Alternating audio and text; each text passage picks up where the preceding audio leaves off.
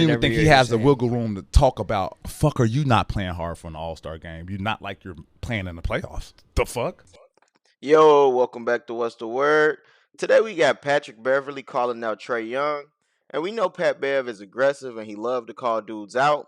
A question was presented on X by Hoops Herald asking, why do NBA players go so hard in random open gyms in the summer but give no effort in the All-Star game? Pat Bev responded and said because the All-Star game is taken for granted, and then there were no All-Stars on the court, but good bump. Then Trae Young responds with, relax. Let us speak for ourselves. And we all know Pat Bev isn't turning down no smoke. He's running to it. Maybe he likes the attention, or maybe it's just a short guy complex. Who knows? But I think I know why players don't take it serious. But let's take a listen to what Patrick Beverley had to say. I don't think he's won enough to even speak to me like that or tweet me like that. He's been to the playoffs 3 times. I've been to the playoffs 9. 9 is more than 3. He's been in the NBA 7 years. My first 7 years, I didn't miss the playoffs at all Interesting. in the Western Conference, Interesting. right? Pat, even your co host wants to laugh at you because it's just a laughable situation. You went to a Houston Rockets team with a prime Harden, who was doing all the heavy lifting for the most part. Pat was a dog on defense, and he made a few important plays throughout the years here and there, but he was never that guy. Trae Young, on the other hand, has basically dragged his team to the playoffs. Majority of the time, if the Hawks win, he's the reason. He's had iconic moments in the playoffs. The Knicks fan base hate him because he's that dude. He's really the reason why the 76ers went downhill and basically ended Ben Simmons' career. And he ain't been the same since. Trae Young and Pat Bev are not equals. Yeah, they both made it to the NBA, but the skill level is noticeable. It's a big difference. I've talked to people who played in Atlanta. They don't want to play there. Why? They don't think he's a good leader. They don't think he's a good teammate. This is not coming from me, motherfucker. This is coming from Joe Blow over here. Trae, you can score all the points you want. You can make all the money you want.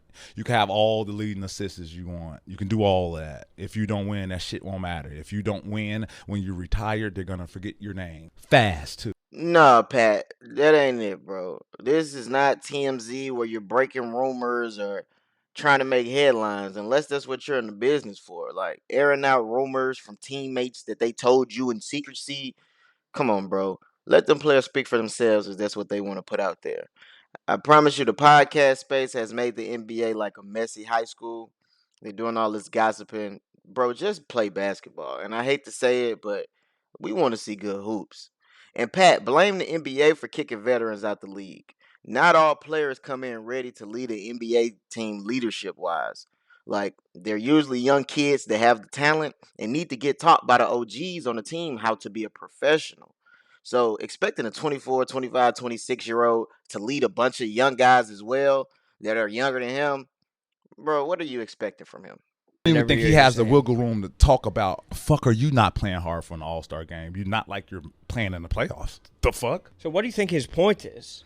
I don't know. I He's think just trying to put himself above you? I think so. Like, let us speak. Like, what do you mean? Okay, well, let the motherfuckers who played in the playoffs more than 9 years speak too then before you speak. Motherfucker you played with told me, Pat, man, that shit ain't the Atlanta Hawks. That shit called the Trae Hawks. Interesting. And then the first word he used is relax. And I'm like, motherfucker, relax. You should be uncomfortable. You should be more uncomfortable. All right, that's the problem. You too motherfucking relaxed. 7 years, you made the playoffs 3 motherfucking times. You're too relaxed. Motherfucker, get uncomfortable. Really get uncomfortable and lead your motherfucking team to some more wins and playoff push. The game is better. The game needs that from you. Trust me. It's kids up here that look up to you. You talking about me fucking relax. You get uncomfortable. I challenge you to do that. Yeah, we can all agree that the NBA players don't play hard at the All Star game. But me personally, I feel like the All Star game was never great. They always overrated, especially for nostalgic reasons. It seemed like either the games were duds or some had good moments, but none were great from start to finish, in my opinion. And according to AI, the 2020 All Star game is considered the best one. So let that sink in. For all the people that claim, oh, back in the day it was better, yeah, I don't think so, buddy. Go rewatch. But to respond to the comment about winning and they're going to forget Trey Young, that's a complete lie. Trey doesn't have to win for kids to look up to him or remember him. It is not back in the day where players retired and faded away. Trey is a top 5 Hawks player in history without any hardware. And I believe he left his mark on the franchise, and he's only about to be 27 when the season starts this year. And he'll definitely be in the playoffs this year with an improved squad. And the East is weak with injuries this year, so he'll make some noise, man.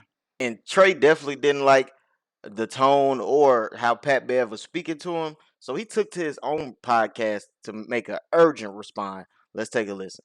We got some more facts for you. And this has nothing to do with any of the guys' legacies and players that I'm about to name, because to be honest, I didn't really want to mention anybody's name in this, because this is between me and you. You play with some big-time players, my guy.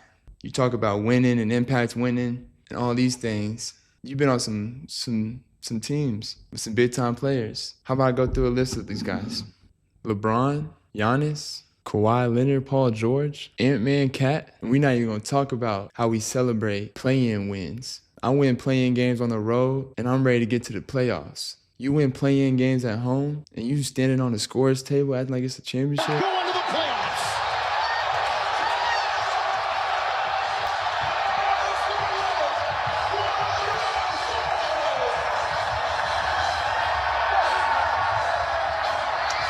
You talk about impact winning. Decide to win at a high level and go play into June, like you said, because you play in June every year, huh? You've been able to play with all these guys, and you talk about impact winning. Where was your real impact in winning? I know you were labeled as a tough defender, a great defender, and the accolades say that you were.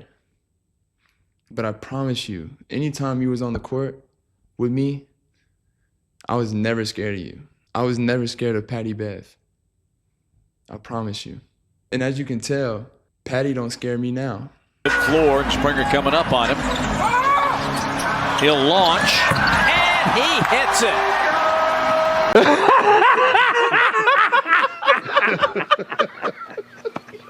But if you have somebody who's a non-All-Star, who's never been to the All-Star game, never even had a chance, or even felt like he had a chance when he was playing in this league, say that the guys who are All-Stars take the game for granted when we playing. I can't speak for every All-Star that's been there. I can only speak for myself. And I just wanted to let you know that you need to relax, because not every All-Star that's played in the game or plays in the game wants to play the way we do, or wants to see the type of performances that we've had. So when I say let us speak for ourselves, I mean just that, Patty. Hey, man, Trae Young said what he said. It sounds like Pat barked up the wrong tree with this one. Trae ain't holding back, my boy. But to be honest, I feel like Trae wasting his time going back and forth with a podcaster at this point. Pat Bev needs to be focused on making the roster before training camp, because he's still a free agent, and he definitely wasn't in the league last year. So he should probably not expect to be in the league this year. That's why he's making headlines with his podcast. And my boy Trae preparing for a season and doesn't need this type of distraction. I do want to see if he accepts Pat's challenge and turns it up a notch.